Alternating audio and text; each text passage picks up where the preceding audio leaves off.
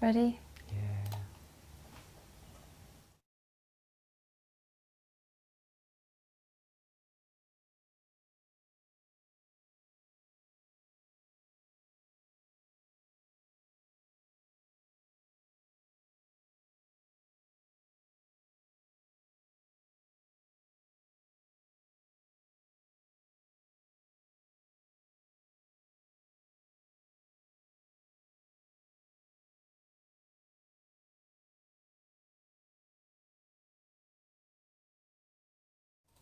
Good day, everybody. How's everybody doing today?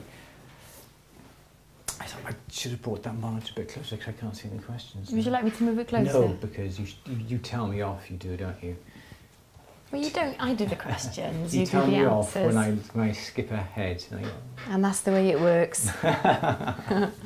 Can everybody hear? This is the main thing. Can everybody hear me? Can everybody hear Me? Louise? So can everybody hear Louise as well? I don't know. My eyes are getting bad. It's not that one. It's not that one. What is it, Louise? What am I trying to do here? Oh, dear. I don't know what I'm trying to do. Anyway, so we're working. Are we working? People saying yes. Yep, yes. good. Good. We hopefully won't be getting multi-view. There we go. Do we have sound on the multi-view showing? No, we don't. Okay. We should be good to go. We noticed the sound should be a lot better than what it has been in the past. We tried to increase that and sort that out, which I think we have done, haven't we? I think so. I hope so. Anyway, the last Q&A seemed to work okay. We did a recording of the last Q&A as well. That seemed to work as well. That was all good. So we made sure that the recording was fine, which in theory this is what we should have done last workshop. Yeah, but then we've never. Well, we've always recorded it, and they've always been great, haven't they? Yeah, it was a shame, a real shame. Anyway, we're not going to dwell on that. No, we've said sorry, and we are sorry, and we're going to redeem ourselves hopefully after this at 5:30. But then the workshop, and everybody who's actually watching at the moment can cheat, can't they? And they can have access. No, they can't have access because not on the same channel. Hey, that's good. Right. Okay. Sorry, I'm just talking to myself here. None of my lights are on. Come on, though. Come on. Even though we're early. We're not early. Aren't we early? No. Oh, my trousers are falling down. My shirt's sticking out. What's the matter, Andrew? Let's put something. Stressed, man. Stress. That's better. You'll be de-stressed now in an hour. Oh, God. You will be. It always works. Right, let's get cracking on with it. Enough of the chit-chat. Sounds good. Picture should be good. We're going to be recording this. We're going to double-check the recording before we go on our workshop. Everybody who was paid to watch the last workshop, if you're watching, you should have had an email, and also all paid members of At The Bench should have had an email to the link to the workshop that follows this Q&A at 5:30. Anything else you want to say, Lou, before we start? I don't think so. I haven't got any news, really. No? Quite not quite boring, but quite an eventful weekend. Well, there's no news I can give you anyway, but yeah, it's just been a busy week, isn't it?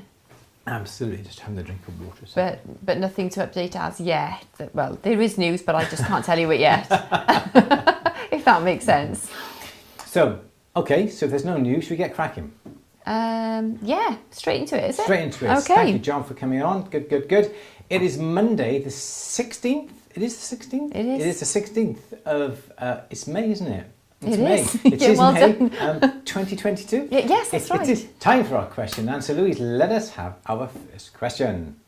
Okay, Joanne is saying, seeing as how you dislike the adjustable ingot moulds and I have a hard time hitting the hole, so to say, I came up with an idea. I laid the mould horizontal with it open. Now I am thinking like a berry. I like it. Oh, nice one. That's cool. Yeah, that is the problem with the adjustable ingot moulds. The holes at the top, if you are doing the wired, like a D-section wire or a round wire, they're just that little bit too small. The flat is great, but it's the other ones that do cause a little bit of problem. And even I get spillage.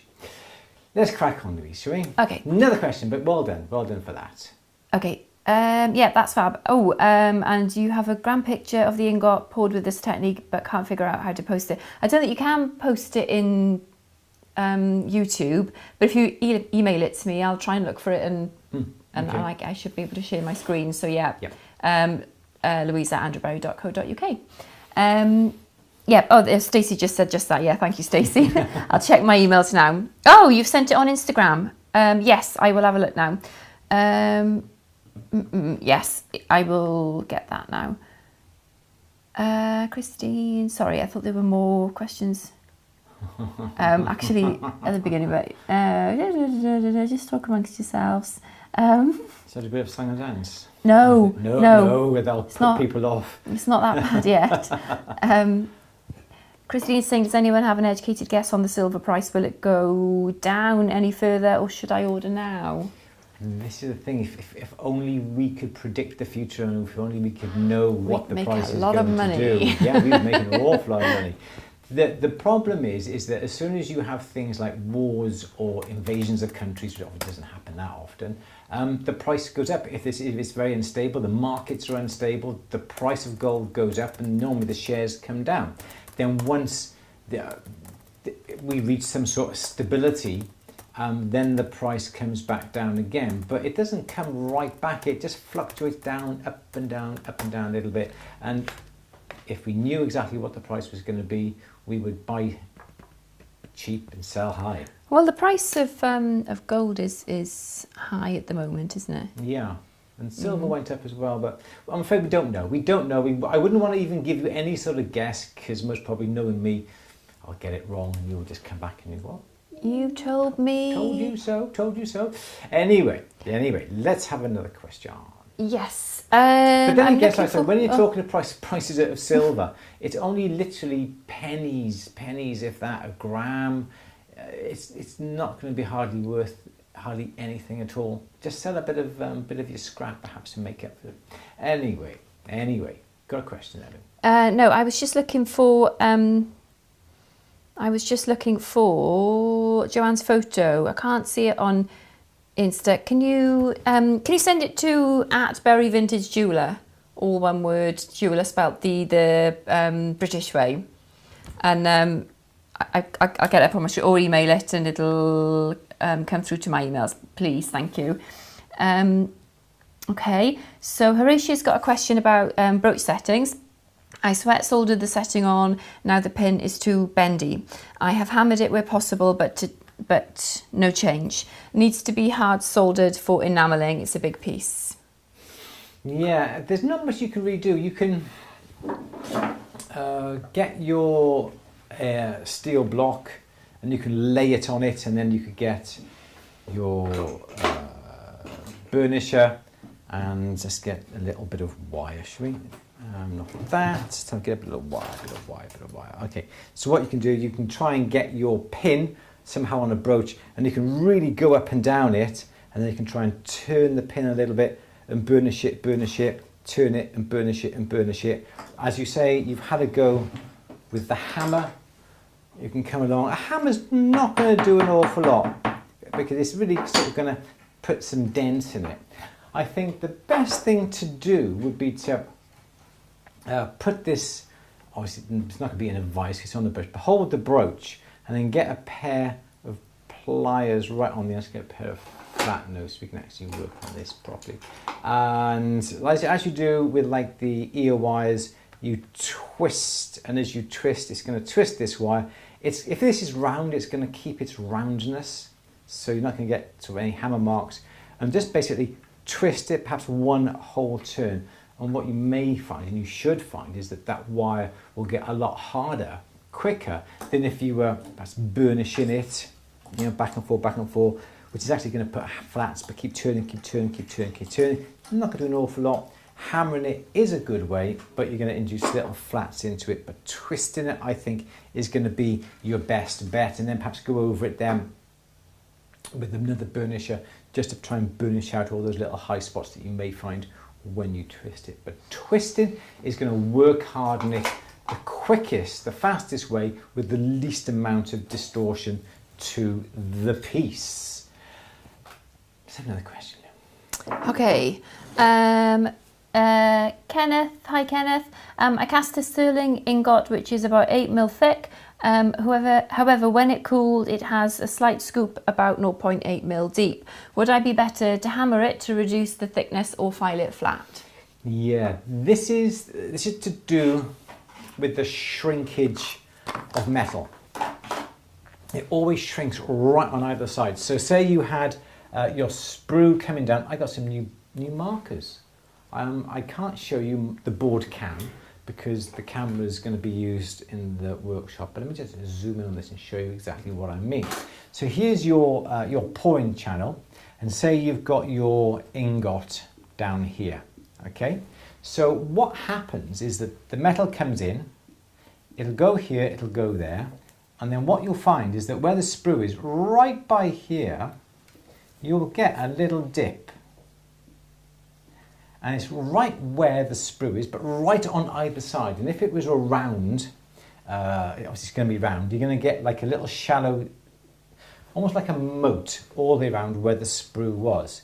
Now, yes, what I would do is not necessarily file it, because by filing it, you're going to be removing a lot of metal. I think what I would try and do is hammer it, because you're more likely to form the metal down better with less wastage by doing it that way. But for future reference, and this is what I always tend to do, is if I'm casting a flat back, and we're going to be doing that again in our workshop a little bit later, is that what I try and do is do that.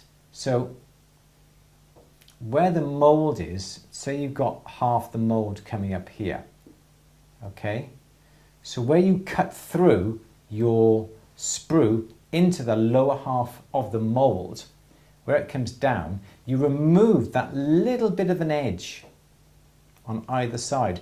So the metal comes in, and in theory the metal then should form this massive, I'll say massive, but just a little bit here. So you think, oh my gosh, I'm going to have to try and cut all that across, when in theory I could only cut this. But what will happen is that this part here will shrink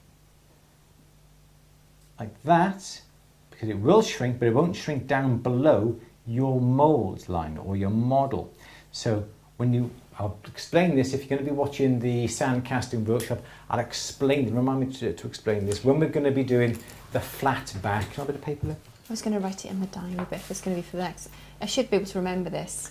Yeah. For an hour, shouldn't I? No. It's a bit sad. When I do the flat back casting, Louise is going to remind me to show you what I mean. And when you push, there's your mould here. When you push the bit of, well, what's it called? Burr through, and you cut your pouring channel. So your pouring channel then would do that. But where this mould is here, the bottom of the mould, and you're casting down here, remove a big chamfer off the edge like that. And then you won't get any shrinkage. You won't be having to remove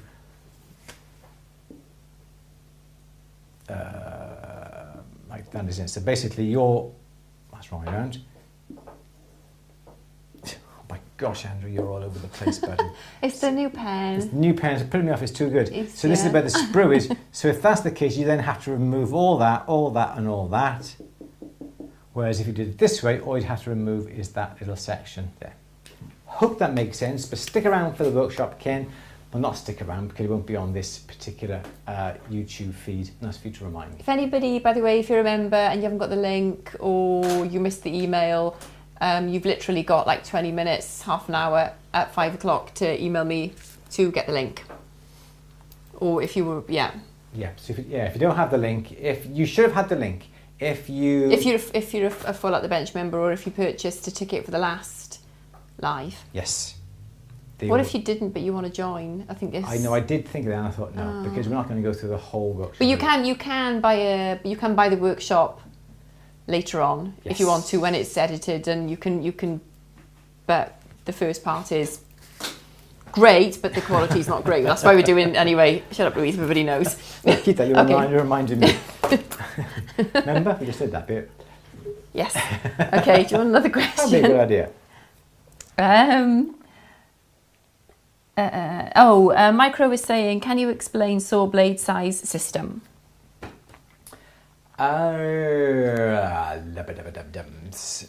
Saw blades. Oh, thank you. I don't really understand why they have the numbers like they do, or if the numbers have some relation to the number of teeth or the width of anything. I really don't know that bit. So if there's anybody who understands why they're numbered in the way they're numbered, please let me know, because I'd be loving to know.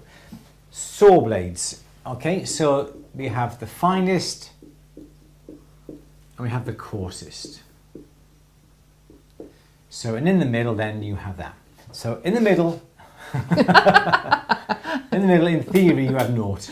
Okay, so you have fine, 7-stroke O, 6-stroke O, 5-stroke O, I'm missing out here, 3-stroke O, yeah, and you get the message down to 2-stroke O, 1-stroke O, naught, and then 1, 2, 3, 4, 5, 6, I think 6, perhaps even 7. Okay, so I really messed that up, I didn't allow for 2-stroke O, 3-stroke O, 4-stroke O, 5-stroke, I'm going to run up board again, 7-stroke O. Right, so that's basically what they are.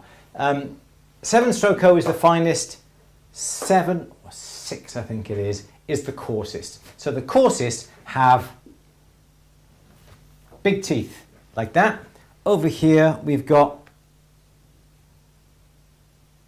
yep, and in the middle we've got, that's completely wrong because they come that way, don't they? So that's the idea. You normally have 3 teeth. Use your piece of metal. Here's your saw blade. 1, 2, 3. The idea is you should in theory have, let me zoom on this now because I really to show you this. Sorry about the other camera, but we're using that. So here's your piece of metal. Ideally you should have 1, 2, 3. 3 teeth in contact with the metal at the same time. So if you have a very coarse blade like this, you may only have literally 1 tooth in contact. Or if you come right at this end up here, 7-stroke O, you may have, I don't know, 10 teeth in contact. Now, both in theory will saw, but for most optimal type of sawing, 3 teeth is in them on the metal at once. In theory. In practice, I don't even bother with that. My favourite blade is this one, 3-stroke O. You notice on the store, that is the size of the Super Pike, Valorbe, Shark, Golden Shark, whatever. 3-stroke O is my favourite blade. That is my general go-to blade. If you're always using really, really thin metal, well then you'd have to go a little bit finer. Or if you're really trying to, as Kenneth just mentioned, with his ingot, it's a very, very big, thick ingot, and say he wants to cut a slice off that to remove the little dip, he would then have to use a coarse blade. He could use a very, very fine blade, but he's going to be there all day because the teeth are too small. And also because you've got all these teeth, they're smaller, they're thinner, they're finer. So they're a lot thinner backed. These teeth are bigger, coarser, the blades are thicker, so they're going to have a little bit wider kerf, I think you call it. What these numbers are in relation to the number of teeth, foggiest idea, no idea. But that's what it's all about. You could cheat. You can come along and say you're cutting a thin piece of metal, thinner than this. Okay, what you would do is perhaps you've got your piece of metal and perhaps it's really thin like that, and you've got this saw, this tooth. I can't even draw teeth there. So that's my tooth, but you've only got 2 teeth in contact with the metal. Well, cheat. And that's what I quite often do. I then will come along and perhaps have, that's quite wrong again, but there we go. I would perhaps angle the blade forward, so as it's cutting across the metal here, the metal is longer in a diagonal than it is this way, thickness wise. So now I can get my 3 teeth in contact with the metal as I saw, because I'm really sometimes too lazy to take the blade out to put a finer one in. Does that answer your question about saw blades? Make-wise, we did a little test on At the Bench. I think we had about 6 different types of saw blade, running from the cheapest, nastiest blades to the most expensive blades, and we did a test. The cheapest blades were quite surprising because they actually did quite well, but unfortunately it was the most expensive blade that we did a blind test, as in not sawing blind, but actually sawing without knowing what blades were in the saw, and we all found basically the most expensive blade was the best blade. I'm not going to tell you that because otherwise it would spoil the film we did on At the Bench, but go with named brands: Super Pike, Valorbe, Swiss Blades, German Blades, Hercules, Golden Shark. We sell them all on our what's it called, that thing? Our store. That's it, where we sell our tools. So I hope that answers your question. If it doesn't and I've missed your point completely, I do apologise. So please let Louise know in the chat and I can simply go back over it again. Louise, let's have another question. Okay. Jill likes my shirt. Thank you, Jill. Nice. Oh, Susan's looking after her sick cat. Oh, I'm sorry. Nice. Hope he's better soon. We've got rid of ours, haven't we? No, we haven't. He's just with my mother while we move. He's settled in a bit too well. He's got his little paws right under the table there, isn't he? So to speak, yeah. Yeah. Or paws on your mother's bed. We were worried yesterday that he wouldn't settle in, and she texted me this morning. He's already taking an unhealthy interest in her budgerigar and cried this morning when my father wouldn't let him go into the bathroom with him. So here we are. Very strange. But yeah, they're funny, aren't they? Where that comes from. Okay, good. Horatia's getting buffering. Is anybody else? Let's have a look. I think the stream's quite healthy, isn't it? Seems to be fine. The stream current rate is higher than the recommended today. Wow. Okay. Let's see. Okay. Dylan is saying, do you have an electric draw bench or is it a hand crank? If electric, what type of motor? I've been building mine for electric run with a treadmill motor. Finished yesterday with the speed control. Nice. I thought you were going to say he's built it with a treadmill, so as he runs on his treadmill, it draws the wire. No, wouldn't that be awesome? No, I'm not doing that. No, mine's just a hand crank. I find it. I don't have enough room or space to put an electric one. Plus, myself, personally, I find the hand one is easy because I find it's going to be a lot easier for me. We may draw short little 2-inch lengths, or we may draw 2-foot lengths of wire, and sometimes we draw them really, really fine, and you put them through the draw plate. It sticks out a little bit, you get the tongs, you fasten the tongs on it like that, you do that, you push it together tight, you turn the handle, and then you can stop turning the handle, you can perhaps put the jaws a little bit further onto the wire that you just pulled through, and then carry on. You can stop any time. If it's electric, I think it's going to be, for me, it's going to take a lot longer because you're going to fasten the jaws onto the wire, perhaps push the button, it starts to and it breaks. So you've got to stop the motor, you've got to take it off, put it back on, start the motor, snaps again. And I think the time taken to start that motor, stop the motor, for me is going to take far too long. We've got to work fast. Every minute that we take on a job is going to be money wasted if we aren't productive. So for me, hand crank, quick, easy, cheap, nothing can go wrong with it. That's mine. But if you've got one, absolutely fantastic. And if it works for you, absolutely brilliant. And if you've made your own with a hand winch, I gather, let's turn this up. Absolutely well done. Good for you. I'd love to see the finished product. So send Louise at andrewberry.co.uk. Send Louise a picture, and we would love to see it, Dylan. Louise, let's have another question. Okay, Linda B is saying, I want to try making a bangle with 2x3mm argentium wire and plan to use argentium solder, but I've seen a few tutorials about fusing. Which do you recommend? I'm a bit scared I melt it. I've never ever used argentium, so wouldn't be able to give you a definite suggestion. Usually with fusing, you use a fine silver, like a fine gold or a fine silver, and that is what you normally do. Fusing with an alloy, I have done it successfully-ish. People say you cannot fuse an alloyed metal, but I managed to do it on a silver ring, and I posted it on Instagram and I proved somebody wrong, but I would not suggest it. So fusing is usually just for fine metals, fine silver. You may be able to do it with argentium, but I wouldn't be able to tell you, unfortunately. I don't know. I don't have any experience with argentium. But if there's anybody in the chat that has experience with argentium, please let our viewer know. Thank you. Louise, question. Thank you. Okay.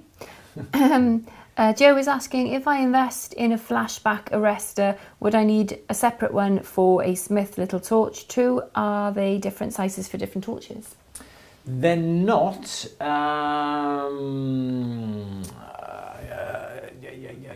The flashback, I mean, let me quickly show you here now. So the flashback arrestors, I can't put it too far because I'm going to pull my oxygen off. So this part here is your flashback arrestor. The fittings on either end are standard. So I've got this with a Smith's little torch, as you can see, but the fitting is exactly the same on my sievert. The fitting that goes on the flashback are just universal, so they should fit a sievert torch, they should fit a Smith's little torch, a hoke. Did we find out if it was hokey or hoke? It's hoke. It's It's rhyme with poke. Hoke, lovely, thank you. Or with a hoke or an easy torch. The fittings are the same, even though the tubing that comes off the other end are not necessarily the same diameter, but the fittings is the same. So all propane flashback arrestors are standard. Acetylene flashback arrestors are standard as well. You cannot have acetylene with propane and vice versa. They have to be specifically torches for the specific gas. They are not interchangeable. So yes, on that particular setup there, I've got a tank of propane, flashback arrestor. If I want to use my sievert, I can simply undo the hose that goes into the flashback arrestor, put my sievert on, and I can go with adjustable nozzles and torches and all that sort of thing. So yes, one flashback arrestor for all types of torches. Louise, may we have another question? Okay. I think I've missed something. Dylan's cutting something, and I think I've missed something. What are you cutting, Dylan? Something, I don't know. I think I've missed something. Okay.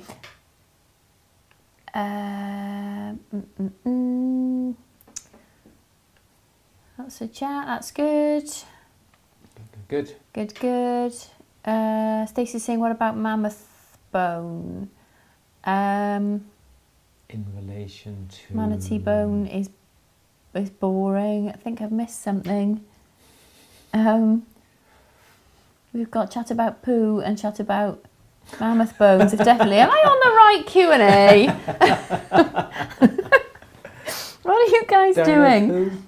Yes. Okay. Any other help? Oh, good grief. I can just about make out what's happening here. You guys. Okay. Okay. Janet has sent me a picture, and I think of. I'm not sure yet. I haven't opened it. And Joanna's going to send me a picture. Just one sec. Yeah, Janet, stunning piece made by my cousin's eldest son studying jewellery. What an amazing piece. Please do show in the chat if you have time. Yep, okay. So this is Janet's completed as part of his finals at Birmingham this month. My cousin's eldest son Pierce has been studying jewellery in Birmingham Uni. He's only a young lad from the Channel Islands. What a stunning necklace. Let's have a look. Nice. Okay, one moment. That's okay. We'll wait in bated breath. It's nice when we have pictures. Oh my word, look at that. Like that. Can you show? Yes, please do. Oh, what's that? Tennis necklace. Yeah. How amazing is that? Wowee. What inspired him to do a necklace like that? Like to know. Can we find out, Janet? Oh, look. Look at that.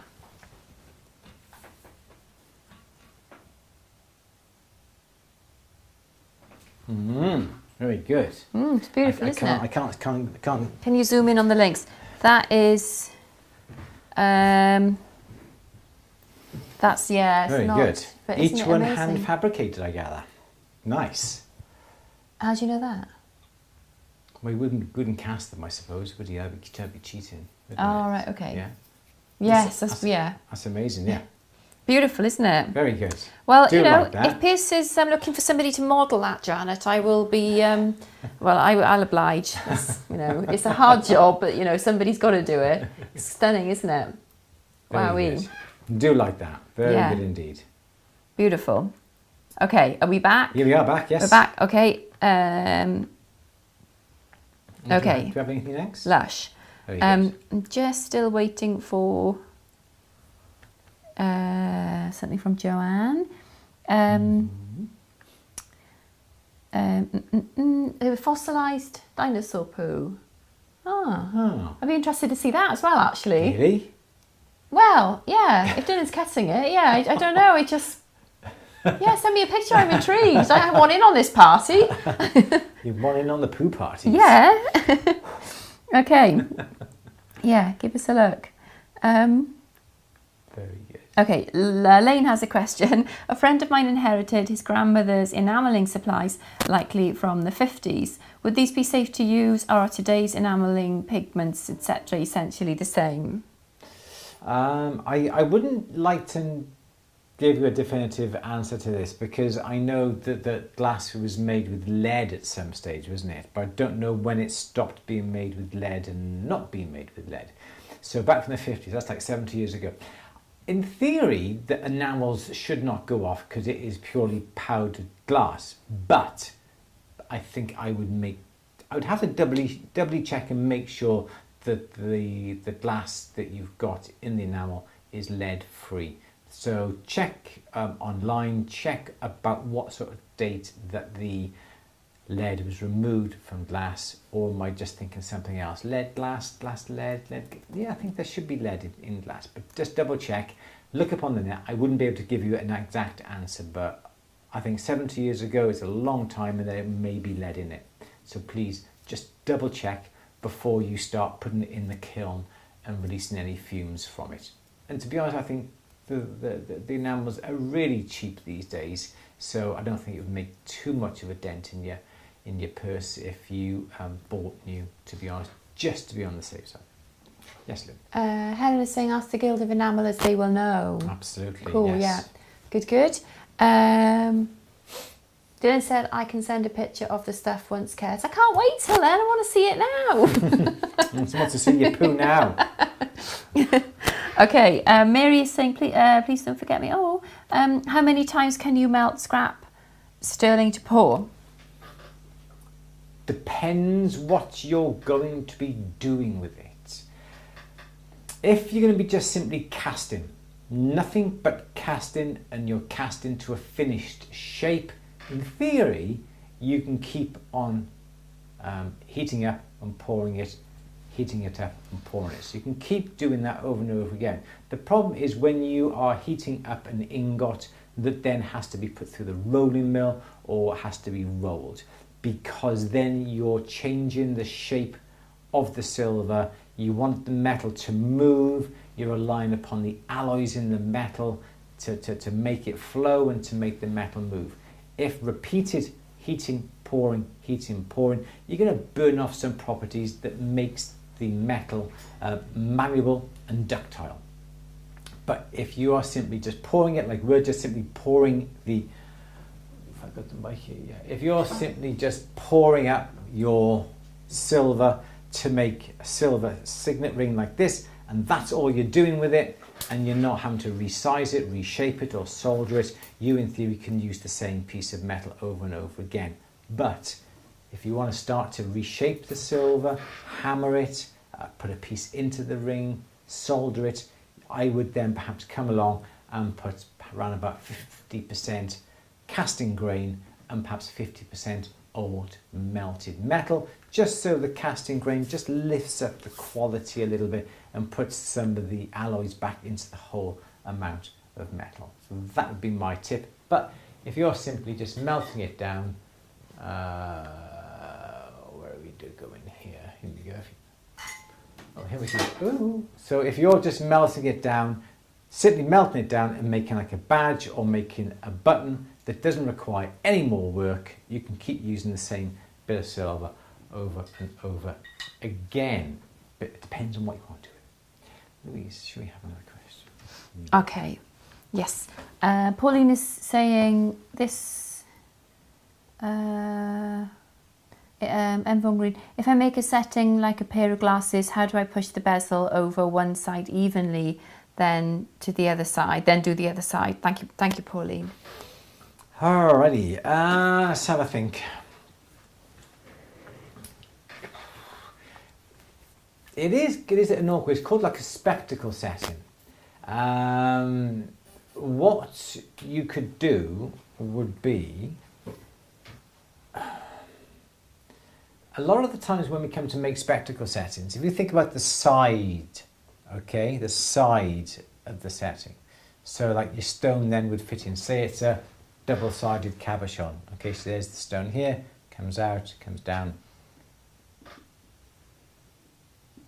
And it does that, okay? The problem, yes, you have is that if you push this over here, what sometimes happens is the bottom down here distorts and sometimes it will squash out and you alter the complete shape. So what I would try and do is where you've got the metal here, so here's the end, okay, so this here is this here. What I would try and do is perhaps taper your metal on the ends, so that's the board, not me. That's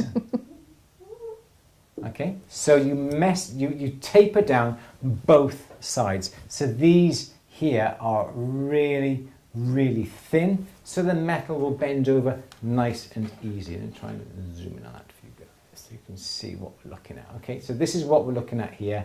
So I would try and file the edges, top and bottom, along the whole side. So this top edge is thinner, so this in theory is going to bend over the stone that comes in like this a lot easier. So that is the main thing that I would do. Or, I sometimes cheat, I would solder on a piece of wire by here and by here.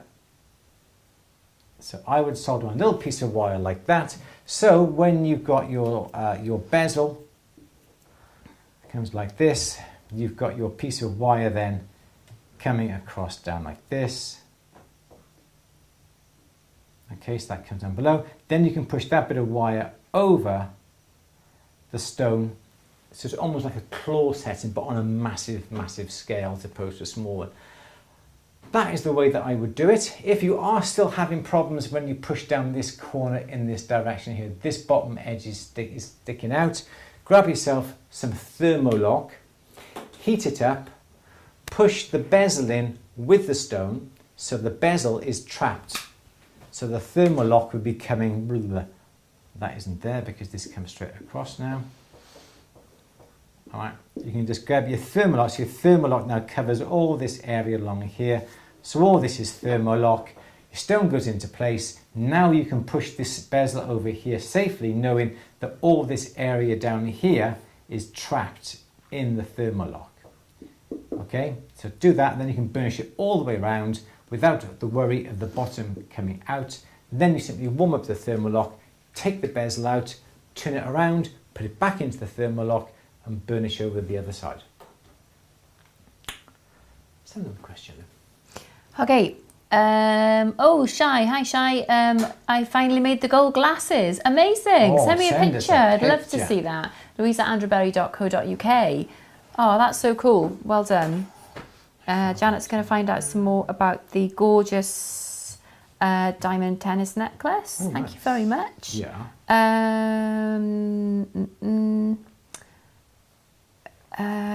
Daniel, can we all say congratulations to Daniel, who's just got married? Hey, congratulations. Congratulations, Daniel. So Daniel has cast a 925 sterling silver signet ring and was just down at Cape Carnival on my on my honeymoon, and was able to buy some Gibeon Meteorite and want to inlay it on the top. Is bezel setting the best? But before you go into the question, we were talking to Daniel a couple of months ago about wedding rings and yes. yeah. So and Daniel made he made their own wedding rings. Yeah. So I was going to show you a picture of. So that's going to be next week. I'm going to show Daniel's wedding rings. Yeah. Very so that's nice. super exciting and congratulations. Yeah. The bezel setting, yes, going to be the best way to do it. Do you want the question again? No. Okay. Sorry. I kind of hijacked that one, didn't I? No, that's fine. That's fine. Bezel setting. Yeah. Okay. Finished. Yes. Yeah. Okay. Yeah. Please. Yeah. Okay, Zachary is saying you were talking about fumes. What projects should you wear a personal respiratory?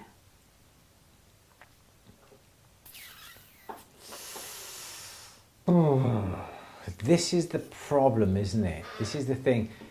You cannot be too careful when it comes to things like health and safety.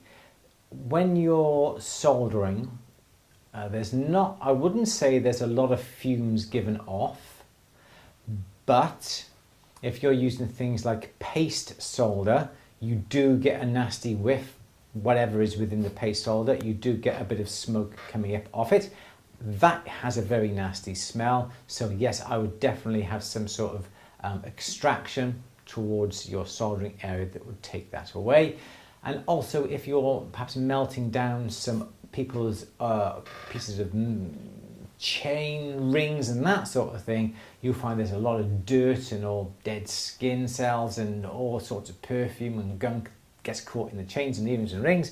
And when you do heat it up, a lot of smoke is given off as a result of that, and fumes being able to be taken away by extraction would be a very good idea. Myself personally, I've never used extraction because I've never used things like paste solder. I try to steer clear of paste solder for those reasons. You don't know what's in it, and I don't want to take a chance. Sorry about this business house. My father's moving around all the time. So he's not down under the bench, it's just... Shut up, Dad, will you be quiet? No, that's just my phone going off to say he's moving around. He's 99, bless him, so we just got to keep an eye on him. He knows. He knows about it. I will stress that, yes. We don't just spy on him, it's just, yeah. We got to be looking after my family, my father, yes, and we're just making sure he's still moving around. Otherwise he goes into the greenhouse, or he goes out the garden and we're ringing him, and then one day we were like literally a hair's breadth away from calling the police and getting him around the house because we were away from home and he was just in the gardens. Just things like that. We just worry too much, but you have to, don't you? Absolutely. So fumes, yes, I think fumes is a very good idea. Dust extraction is very good as well when it comes to working at the bench to suck everything away. Personal respirator, yes, if you don't have extraction, anything that's going to be giving fumes off, so anything in the circumstances that I've just said, would be a very good idea. You can't really go over the top with PPE. So just if you feel that you need to wear it when you're doing things like soldering and so forth, yes, wear it, definitely. Yes, Louise. Good. David is saying, if you reheat or overheat a solder joint, the solder degrades as the metal burns off. Why don't they burn off when you melt the scrap for casting? Because the alloys that are in the solder are different alloys that is in the silver for alloying it. So, for instance, you have 925 silver and you have 925 solder.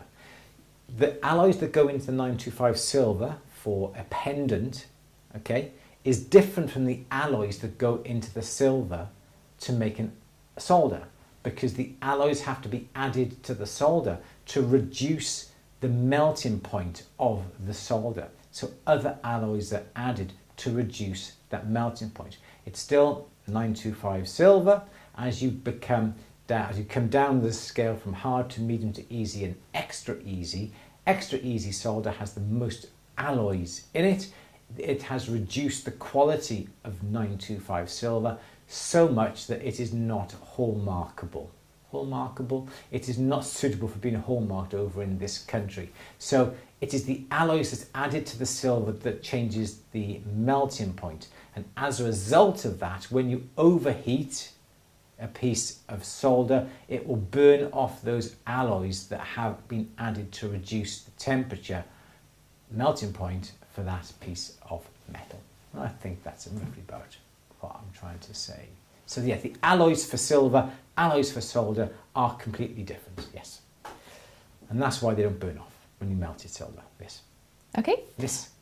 Awesome Pants, awesome name. Is there a difference in technique soldering brass versus silver? You never soldered brass. We were talking about you, that's the I've never soldered brass. Never soldered brass, I'm afraid. I wouldn't be able to give you any sort of idea, but you can use silver solder with brass. Yes, you can. You should be able to use the same sort of flux or borax or whatever you use with it. But silver solder should be used in exactly the same way as silver. Yes. Good.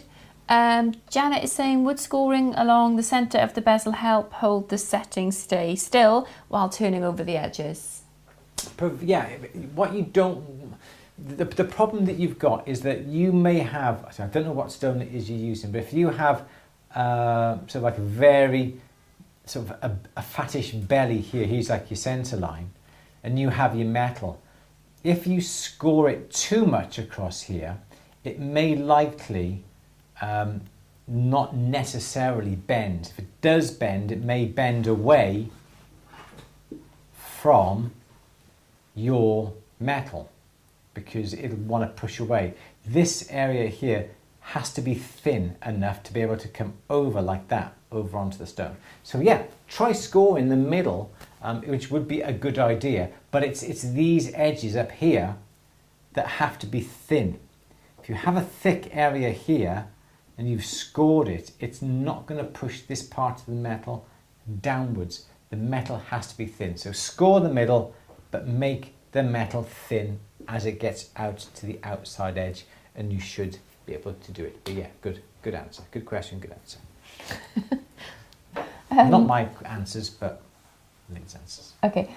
Stephen is asking for any tips for soldering components for a statement piece 3x2 inch project with lots of mountings and various gauges of metal. I'm thinking I may need clay or something to protect the more delicate bits.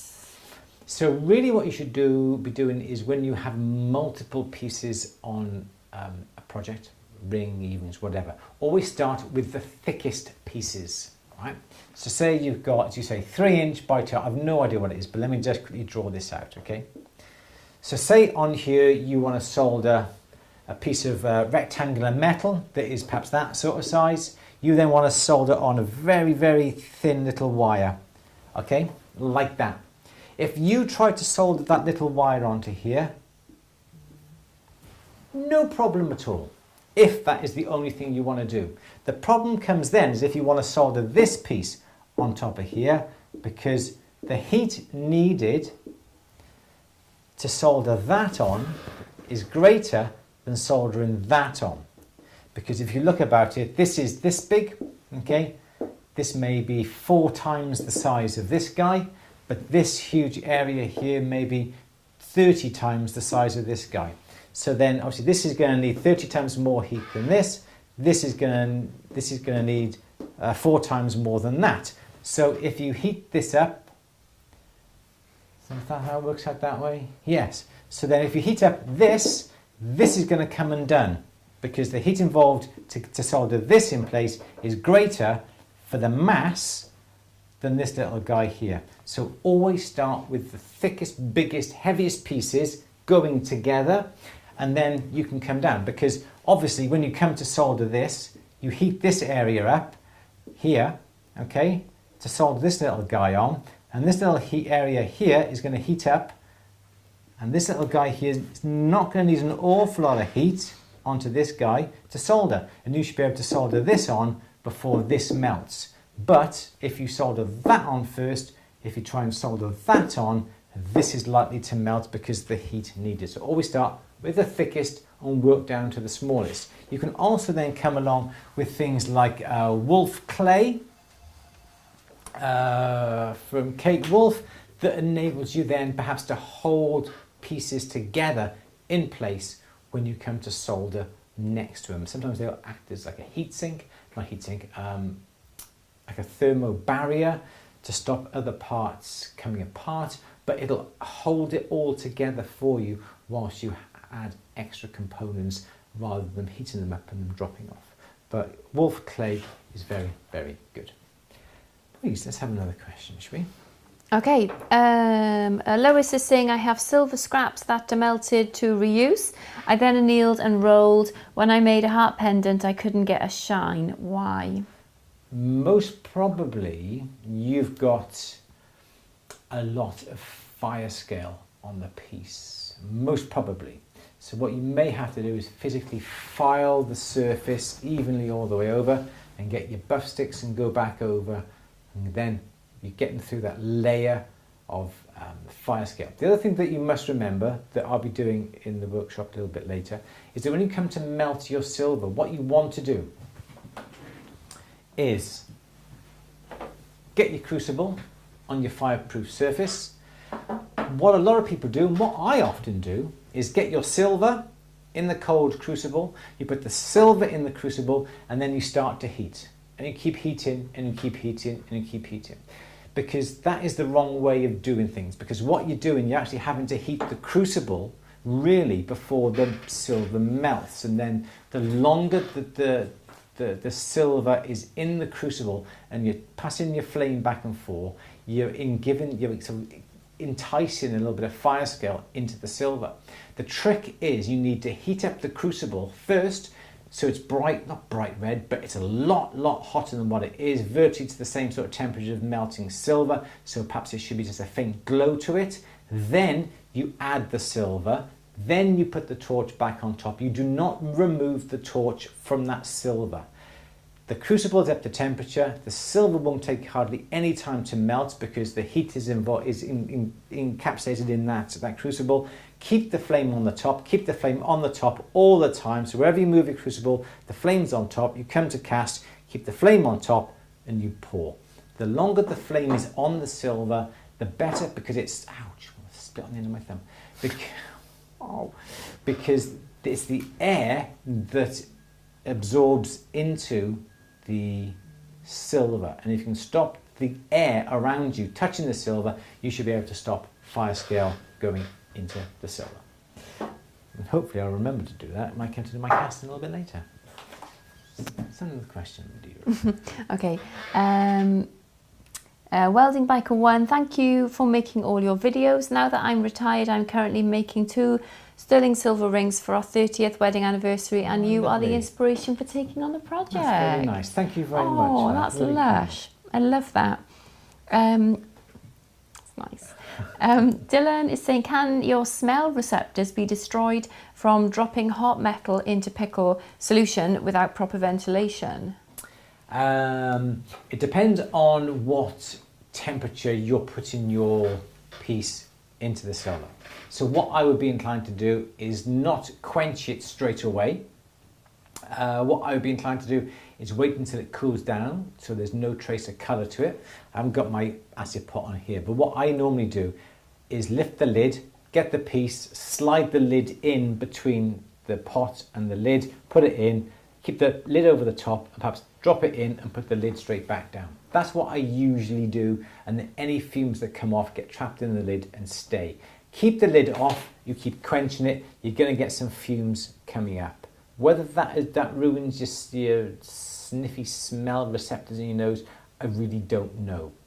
But I wouldn't want to take a chance and just keep dunking hot silver into the acid, because if you see fumes coming up and rising up, it's going to be dangerous to you, it's going to be dangerous to all the pieces of metal, it's going to be dangerous to the wood and everything. So I always do lift it, slide it in, drop it into the acid, tweezers come out, top goes on. Louise, let's have another question. Okay. Another one or two more questions because we're nearly towards the end of our hour and we have to finish really quickly today. To set up. We have to finish bang on 5 o'clock. We've got to set up for the little casting workshop that follows. Yes. So another question. Okay. Mahik made a turquoise ring and the shank wasn't soldered on properly. I had already set the stone and then the shank popped right off. Is there any way I can get the shank back on safely without destroying? You would have to go and visit a friendly jeweler who has a laser welder or a PUK because that's going to be the only way. Those two devices you can solder, join the metal without really producing a lot of heat. If that is the case, brilliant. If you don't know anybody with a laser welder or a PUK or a pulse welder, you're going to have to take that stone out because no matter how hard you try, any flame on the metal will increase the heat, that then will burn the stone. So there's nothing that you can do, unfortunately. It has to come out if you can't grab the use of a pack or a laser. Louise, give us another question. Lois's question about the finish, not being able to get Yes. a finish. It had lots of fine lines. I kept polishing and ended up doing a texture finish. We did, as you said, for the ingots on no firescale. Oh, it's interesting. Don't know them. Really don't know. I was going to say send me a picture, but then if you've textured it, you're not going to do it. yeah. Don't know. I've never come across that. Interesting. If you have a picture, please by all means send it on to me and we'll take a look. Please do. Okay. Okay. I think. Yeah, 15 to £20 an hour. Jewellery to laser. Okay. Awesome pants. Thank you for taking my question. I absolutely love your videos and get so much from them. Oh, Cool, thank you very much. I absolutely love your name. I do know that. Okay. Well, I think. Stacey's saying turquoise heater will explode. Did you know that? I didn't know it explodes, but I did not know that. It just burns, but yeah. So just take very good care. Wowee, yeah. Wow, very good. Or not good. Is it violently explode or? I don't know. I'm not suggesting. Should we try? No, Not that's now. what I'm not suggesting. Oh, not now, but obviously we've got a bit of turquoise, I'm sure, down the drawers down there. Pop rocks. Oh no. Well, we do it behind What? glasses. No. Come on. I'm having no let's try part in this. it. I think we've got to We've the exhausted. end. It will explode. Cool. Like properly explode? We're going to try it. No, we're not. No, we are not. Yes, we No, you've been told. No. I'll will explode. I'll wear a mask. No. I'll wear eye protection. How explosive is it? I don't think it's going to go. No. But you don't know, do you? We can try. We can No, try. no. Guys, tell him. Oh my goodness. All right, everyone, we're going to call it a day there, I think, because we're going to have to set it for our workshop that's going to be coming on at 5:30. What? Come on, let's live dangerously. Let's try it. let's not. Just try it. No. Who wants to see it? No. Well, not now. I think we all want to see this. Right, we're going to go. What is the time? 5 o'clock. Good. All right, we've been going on for now. Thank you so much for joining us on today's Q&A. Sorry we're going to have to cut it short, just that we have to set up for our workshop. If you're a paid member of At The Bench, you should have had the link to the YouTube broadcast that's going to be coming on at 5:30 for you to watch the Sandcast in Take 2 workshop. If you have paid for the workshop and you're watching this, you should have had a link to be able to watch it. And you can't just stay on this stream because it's a completely different stream. We're going to come back to that in a second. So Louise, anything else we need to say? Oh, I will just quickly show you Joanne's sent me something. Okay, we shall have a look. This is the ingot. I think it's same. Just come through now. Should we have a look? Yes. Are we on? Yeah, just 1 minute. Okay. Yeah. Everyone's saying they want to see the turquoise explode. No, everyone's saying that they don't. No, we're not doing that. Better safe than sorry. That's what everyone's saying. Oh, come on, live dangerously. No, that's what Jill's saying. Don't waste a worthy stone, Stacey's saying. No, this is why women live longer. Lol, Michael, yes. No, we're not doing it. I forbid it. Can we show? Yes. What, now, this very second? Stacey, you're more than welcome. You're more than welcome. David, you're more than welcome. Stay safe, live dangerously. No, Right, nobody said can that. Can we show? Be good now. I won't share my cake with you at half time. There. Are we on? Yeah? Can I show? Yep. Is that one? Okay, there we go. Lovely, lovely, lovely. Oh yes, just poured it out directly into the mould. I've never tried that. Yeah. That's really cool. I got another one.